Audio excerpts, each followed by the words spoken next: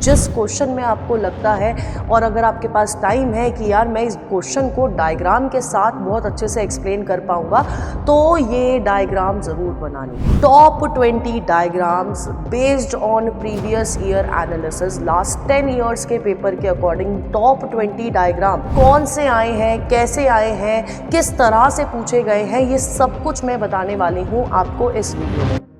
एक छोटी सी टिप दूँ, अगर आपको बायोलॉजी में एक अच्छा स्कोर लेके आना है, यानी कि 70/70 लेके आने हैं, तो आपको डायग्राम्स पे बहुत ध्यान देना पड़ेगा। क्योंकि अगर कोई बच्चा आंसर भी लिख रहा है और आपको लगता है कि यार इस क्वेश्चन में अगर डायग्राम बना दूंगा तो बहुत अच्छा हो जाएगा, तो आप सही सोच रहे हो। जिस क्वेश्चन में आपको लगता है और अगर आपके पास टाइम है कि यार मैं इस क्वेश्चन को डायग्राम के साथ बहुत अच्छे से एक्सप्लेन कर पाऊंगा, तो ये डायग्राम ज़रूर बनानी है। और मैं आज आपको बताने वाली हूँ top 20 diagrams based on previous year analysis, last 10 years के पेपर के अकॉर्डिंग टॉप 20 डायग्राम कौन से आए हैं, कैसे आए हैं, किस तरह से पूछे गए हैं, ये सब कुछ मैं बताने वाली हूँ आपको इस वीडियो में। तो हाय बच्चों, मेरा नाम है Bharti and welcome to NCERT NEET Adda. मैं आपकी ज़ूलॉजी एजुकेटर हूँ। आज क्लास 12th के लिए स्पेसिफिकली ये सेशन है, छोटा सा सेशन रहेगा। आपको बस मैं बताने वाली हूँ कौन से डायग्राम्स हैं, कितनी बार रिपीट हुए हैं लास्ट 5 साल में या लास्ट 10 साल में, और किस तरह के क्वेश्चंस में ये डायग्राम्स रिपीट हुए हैं। ठीक है, तो आप लोगों को ये वीडियो पूरी देखनी है, क्योंकि एट द एंड ये क्वेश्चंस, ये डायग्राम्स अगर आप कर लोगे, आपकी बायोलॉजी में बहुत सारे डायग्राम्स है बेटा, बहुत सारे चार्ट्स हैं, लेकिन मैं आपको बोल रही हूँ कि अगर ये टॉप 20 डायग्राम्स आप लोग कर लोगे तो आप लोगों के एटलीस्ट, मैं बोल रही हूँ एटलीस्ट, मिनिमम बोल रही हूँ 12 नंबर पक्के हो जाएंगे। ठीक है, तो यार मैं आपको बताती हूँ। सबसे पहले अगर मैं बात करूं sexual reproduction in flowering plants की, तो यहाँ पर आप लोगों के लिए ये वाला जो पोर्शन है यंग एंथर का, ये वाला जो डायग्राम है बहुत बार मोस्ट रिपीटेड है। मतलब आप मान लो अगर मैं लास्ट 10 साल की बात करूं, 10 साल में से 6 बार तो ये डायग्राम आपसे पूछा ही गया है।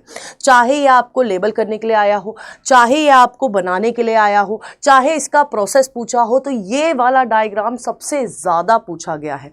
फिर आपको मैं बताती हूँ 3 बार तो पिछले 5 साल में आपका एनाट्रोपस ओव्यूल आ गया है। इसका डायग्राम, इसका स्ट्रक्चर, इसकी लेबलिंग आपको बहुत अच्छे से पता होनी चाहिए। और मैं आपको एक एडवाइस करूंगी, जब भी आप डायग्राम्स बनाते हैं, अपने बोर्ड्स के पेपर में बनाओगे या फिर आप प्रैक्टिस कर रहे हो, तो आप डायग्राम पेंसिल के साथ ही बनाइएगा। डायग्राम्स को कभी कलर नहीं किया जाता है एंड लेबलिंग बहुत प्रॉपर करिएगा। अगर आप पेंसिल के साथ डायग्राम बना रहे हैं तो लेबलिंग आप पेन से कर सकते हैं, लेकिन डायग्राम प्लीज आप पेंसिल से ही बनाइएगा।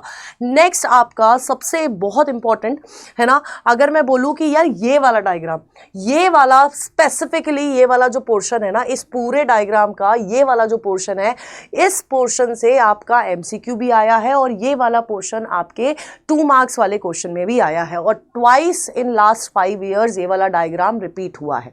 फिर आपका स्ट्रक्चर ऑफ सीड, अगर आपने देखा हो कि यार ये वाला जो डायग्राम है ना, ये वाला आप लोगों का सबसे मोस्ट रिपीटेड डायग्राम है। चाहे आप एमसीक्यू की बात कर लो, चाहे आप 3 मार्कर क्वेश्चंस की बात कर लो, उसमें ये स्ट्रक्चर ऑफ सीड पूछा जाता है। और ये वाला जो डायग्राम है, इट इज रिपीटेड वंस, है ना, एक बार ये आया है, लास्ट 5 साल की बात कर रही हूं, लेकिन 10 साल में ये 3 बार रिपीट हुआ है। अब यहां पर ये जो आपका पूरा स्ट्रक्चर है, एक बार आपका लास्ट 5 साल में इन 2 पोर्शन से क्वेश्चन आया है, और एक बार ये वाला पूरा आपको बताना था for long answer type question. तो ये पूरा डायग्राम आपको पता होना चाहिए, पूरे स्टेप्स आपको पता होने चाहिए, और एक बार सिर्फ यही दोनों पोर्शन आपके पीवाईक्यू में पूछे गए थे। ठीक है, अब आ जाते बेटा जी नेक्स्ट चैप्टर पे, that is human reproduction. Human reproduction में आपके सीबीएसई वालों का जो बेस्ट और फेवरेट टॉपिक है, that is female reproductive organ.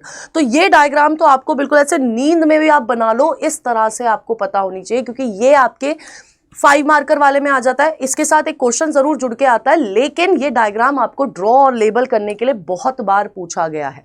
Structure of ovary, इससे क्वेश्चन आते हैं, 2 बार पूछा गया है। और स्ट्रक्चर ऑफ स्पर्म भी आपसे 1 बार लास्ट 5 साल में पूछा गया है। अब ये जो डायग्राम है ना, ये जो चार्ट है, अगर आप इस चार्ट को जानते होगे, और मेरे ख्याल से अब तक जान लेना चाहिए, आपकी मेंस्ट्रुअल साइकिल का चार्ट है।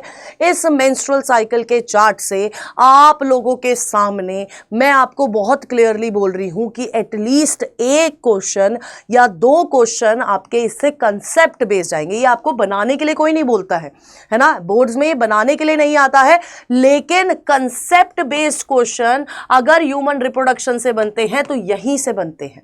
तो ये आपका ये जो टॉपिक है पूरा मेंस्ट्रुअल साइकिल का, ये टॉपिक आपको बहुत अच्छे से क्लियर होना चाहिए। और साथ ही साथ ये जो आपका ओवम का डायग्राम है, स्ट्रक्चर है, लेबल्ड होना चाहिए। क्योंकि जब हम लोग फर्टिलाइजेशन भी आपसे अगर कोई पूछेगा ना कि फर्टिलाइजेशन बता दो, जो कि मोस्ट रिपीटेड है, अगर लास्ट 10 साल की एनालिसिस बताऊंगी ना तो कम से कम बहुत ज़्यादा टाइम्स 38-40% टाइम्स आपका फर्टिलाइजेशन वाले टॉपिक से क्वेश्चंस आए हैं।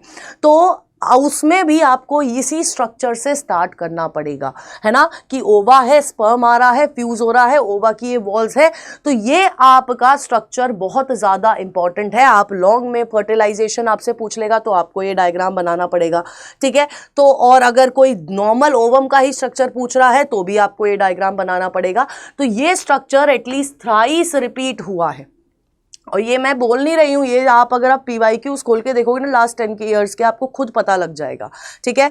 नेक्स्ट है आपका एक्सपेरिमेंट बेस्ड। ये जो हर्शे चेस का एक्सपेरिमेंट है, इस एक्सपेरिमेंट से ऑलमोस्ट हर साल क्वेश्चन पूछा जाता है।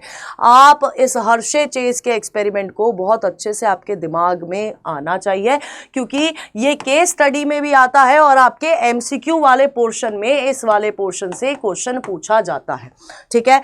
अब नेक्स्ट अगर मैं बताऊं आपको तो lac operon long answer type question में आएगा। और ये जो स्ट्रक्चर है जो कि हमारे इवोल्यूशन SL मिलर जी का एक्सपेरिमेंट था, ये आपको MCQ बेस्ड पूछा जाता है ना। डायग्राम बनाने के लिए बहुत रेयरली शायद 1 बार आया है, लेकिन MCQ बेस्ड इससे बहुत सारे क्वेश्चंस बनते हैं। अगर आप बोर्ड के स्टूडेंट हैं और अगर नीट के हैं तो यार इस क्वेश्चन से, इस वाले डायग्राम से बहुत क्वेश्चन आने वाले हैं। तो ये एक मोस्ट इंपॉर्टेंट डायग्राम है। फिर दूसरा स्ट्रक्चर है आपका एंटीबॉडी। इम्यूनिटी वाला पोर्शन सबसे हाई वेटेज पोर्शन है अगर हम लोग ह्यूमन हेल्थ एंड डिजीज की बात करें बोर्ड्स के लिए। तो आपको एंटीबॉडी का स्ट्रक्चर पता होना चाहिए। एंड एड्स का ये पूरा जो लाइफ साइकिल है ये आपको ड्रॉ करनी आनी चाहिए और इसको एक्सप्लेन करना आना चाहिए, क्योंकि लॉन्ग आंसर टाइप में पूछा जाएगा। उसके बाद ये बायोगैस का वंस एक बार लास्ट 5 साल में आया है। नेक्स्ट अगर मैं बात करूं, बायोटेक्नोलॉजी वाला जो चैप्टर है बहुत इंपॉर्टेंट चैप्टर है। इसमें से प्लाज्मिड से MCQ और कंसेप्ट बेस्ड क्वेश्चन पूछे जाते हैं।